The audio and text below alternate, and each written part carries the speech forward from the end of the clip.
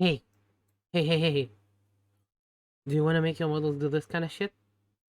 Yes? Come with me. So, what you saw in the beginning of the video was actually a Live2D animation. And this video will be about the Live2D animation mode. Big surprise. Let's start with introducing the animation window, the animation suite. I don't care how you call it. You get to the animation suite, you'll have this model, you'll have model here, you'll have animation here.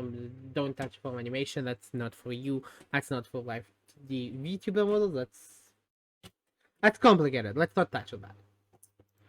So you will have the project part and the former sorry. You will have the project parts and the formers window over here. The project file obviously being just the file or the file that you're using. It will have all of your models that are in this file or included in this file. Under that you'll have the scene and the templates. We'll get to both of these, but basically the scenes are each animation individually. So you'll have animation 1, animation 2, and you get the point. Under that, you'll have the inspector, parameter, and well, these two are from the modeling view. You'll have the inspector over here, which will show you the details of the scene that you're on currently. So we can see that this animation is called wave. It doesn't have a tag. Tags are more useful for they're kind of like a note. From my understanding, I don't use them. Kind of like a note. This belongs in scene point 1. Let's not touch on that. You'll have the size and width. These don't matter for VTuber models. They matter if you're going to make like a sort of movie or like a YouTube export. Basically the size of this canvas over here. Then you'll have the start frame, the fixed aspect ratio. All of these you want to keep as default for a VTuber model. Don't touch that. Basically, don't touch that. Please, I'm begging you. Don't kill yourself. That fuck. Why am I so bad at talking?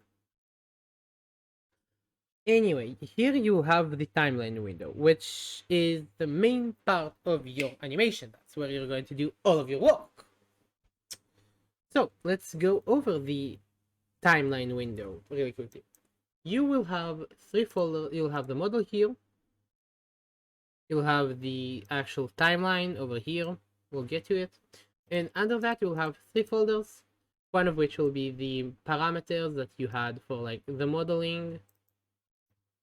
You will have a parts visibility. This will be the folders and how transparent they are. So if I go to the head folder, I can make it invisible. It's very simple. Basically, just how transparent each folder is. It's not per part, it's per folder. Because the folders in Live2D are called parts for some reason. Don't worry about that. Just don't touch it. Don't touch these two windows. And this one will be your scale, rotation, tilt, all of these with the basic position of this. So you don't want... These don't matter to a Live2D VTuber model animation as well. These matter for a movie animation. So stuff like what the Live2D... I forget what the name of the channel is. Creative Studio. Wow, okay. So it's stuff that the Live2D Creative Studio does. If you've ever seen any of their animations. Okay, so this will be your position on the animation. And so you will take the parameter that you want to move on that animation, let's say, and you will put a keyframe. This dot here is called a keyframe. Each keyframe basically is positioned on the timeline at a certain point in time and holds a certain value. So let's say we have the R shoulder over here, which moves the shoulder here. It starts at 0 and then goes to -4 at this keyframe and then goes to -3 at this keyframe and goes to -4 at this keyframe. And what Live2D does, it's basically calculates what the value will be after the time frame using old stuff. Just know that it moves from the between these values on in the amount of time between the keyframes. So let's so basically it moves like this. That's the basic part of understanding the Live2D animation. Basically, you put a keyframe on a specific parameter and move it. So to create an animation like this wave over here, which is pretty simple, I have quite a few parameters. But let's focus just on the shoulder and the elbow for the sake of this animation. So as we can see here, I have two parameters, they interpolate between each other. I'm going to delete them now and just kind of show you the process of making the animation. So to start it all off, I'm going to put 2 points over here, which will be the beginning value of the animation. The first keyframe will be the beginning value, so even if it's located over here, it'll only then move. So it will be the same year. And if it's something else, then it's still the beginning value. Remember that you'll have to put a starting keyframe at 0 time, or else you will kind of, well, you can not do that as well. That's up to you, depending on what you want to do. After you put the starting keyframe, you'll kind of want to take like a guess of how much time or how much you want to move the parameter. Maybe 2 of them. And so after you make the first movement, you want to check that it's good, that you like the amount of time it takes. If you want to make it a bit less, you can drag it back, you make it shorter, drag it forward, you make it longer. That's up to you and depending on the animation that you're working on. You will then kind of repeat this process of trying to find what you like, how much you like the thing. You can kind of make the parameters move between each other.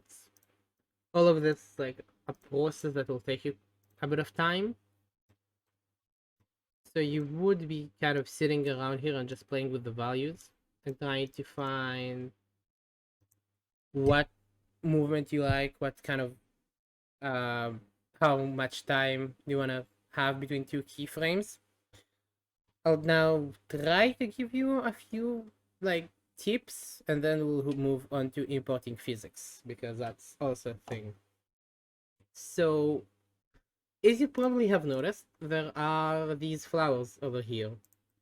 I recommend, if you kind of going to add all of these details onto the animation, is to separate them into kind of parameters. So you'll have the appearance, just the appearance of the thing I have.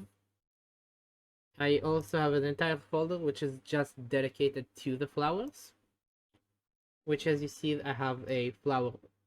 I'm sorry, I'll need to put this on.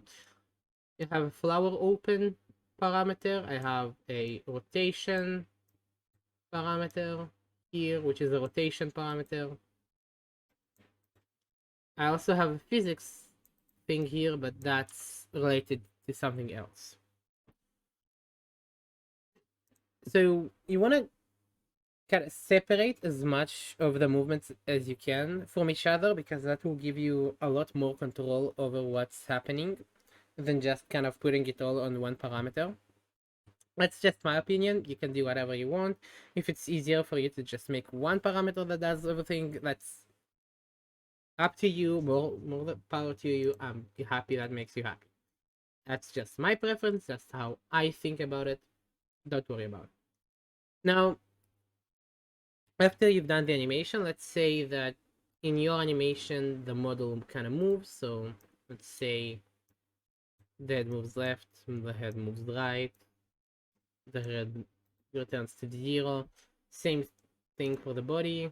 So you can see I just put a red line here. I right click on this and I can drag it and put it here and rotate it however I want, or just click and drag it. It's very intuitive, I'd say. So we have this movement here, and we want to import the physics because the physics won't be there without us importing them. So under animation tab here, you will want to go to track and bake animation from physics. That just means like import the physics and calculate the physics for the movement, so that don't worry about it, just bake physics in, it'll calculate it, it'll add it, and there you go. You'll now have physics in your animation. Usually, if what you're doing is a VTuber animation, you kind of want to import it because doing especially BTS and all of that will most likely, no, they don't. Sorry, I wasn't sure for a second. They won't play. They won't calculate the physics of your movements during the animation because animation takes priority over physics calculation. If I were to break it down, the hierarchy of Live2D movement is idle, tracking, animation. Physics is indicated, it's a part of tracking because it's tracking the physics. That's the hierarchy. Animation takes the top of that, which is why you do not want to animate over the head for like stuff like a wave, because you'll then lose the head tracking, unless that's what you want. But I personally prefer not to.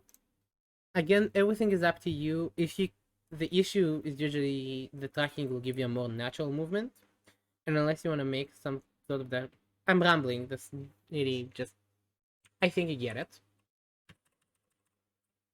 Now, the last thing I want to talk about is an idle animation, which is something that you may have heard of, but if I were to show it, it's this animation specifically, where I have all of these parameters here, and if I turn, let's say, the under aura here, you can see there's a heartbeat, or if I turn the where is it? The stars, then they kind of do this, which also happens in the model during tracking. Basically, it's just an animation that where you just don't touch anything. That's everything that there is in an idle animation. That's all it is. You just kind of you can see. I think the under is a good exception. Example, sorry. As you can see, this is the heartbeat. As you can see, I probably should show it instead of the. So this is the heartbeat, and all I do is go to File, Export for Runtime, Export Motion File, and then in VTube Studio or PRPR you will have to make a config file. But in VTube Studio, all I do is set it as a idle animation, and then it should just always be playing. That's everything for the animation mode. Like, that's the basics of it. Obviously, you'll still need to learn actual animation. You'll have to practice this. This is just basics. Thank you for seeing this video. I don't know what the hell this was. Follow me on Twitter at LeaxerRose. Come to my Twitch, same thing. I don't know, I stream Live2D sometimes. Yay.